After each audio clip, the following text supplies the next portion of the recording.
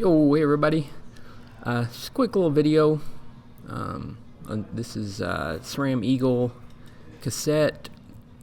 This is the one with the 10-tooth small cog, so I'm going to just do a quick little tutorial and show how to remove and reinstall one of these.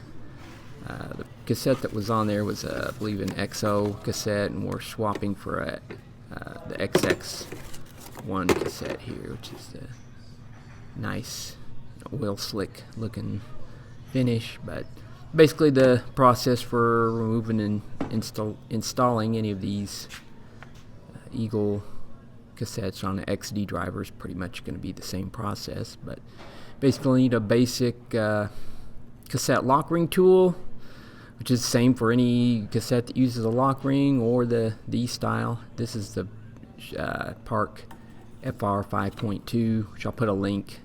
This is one I use at the shop, and I really like it. But anyway, you'll need that tool and either a chain whip or some kind of cassette pliers, or I really like the Unior makes a nice one that has 3 pegs that engages into that second cog. But so anyway, I like to align the tool and the chain whip kind of in this orientation.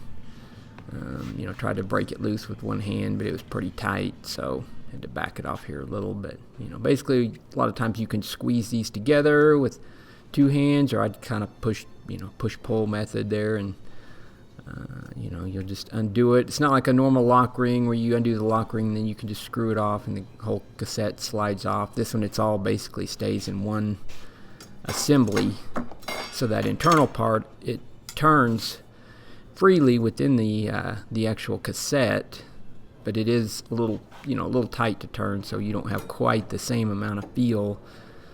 You put the new one on, you kind of just lay it on there, and you'll feel the teeth engage on the back side part of the actual Freehub body there. That little XD driver is what they call it.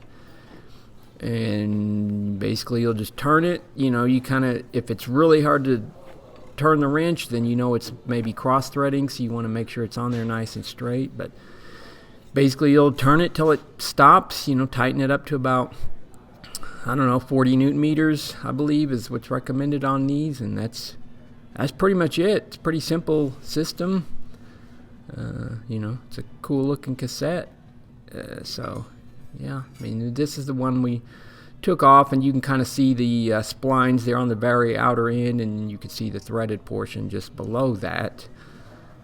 So that, the threaded part and everything else, that basically is you turn your spline part at the very front that moves where you engage your tool, all that turns within there, within the cassette itself. So anyway, hopefully you found this video helpful. If you've never installed one of these, give you some little insight on how to do it. So anyway, yeah, thanks for watching. Please subscribe if you're not already a subscriber, and we'll see you guys next time.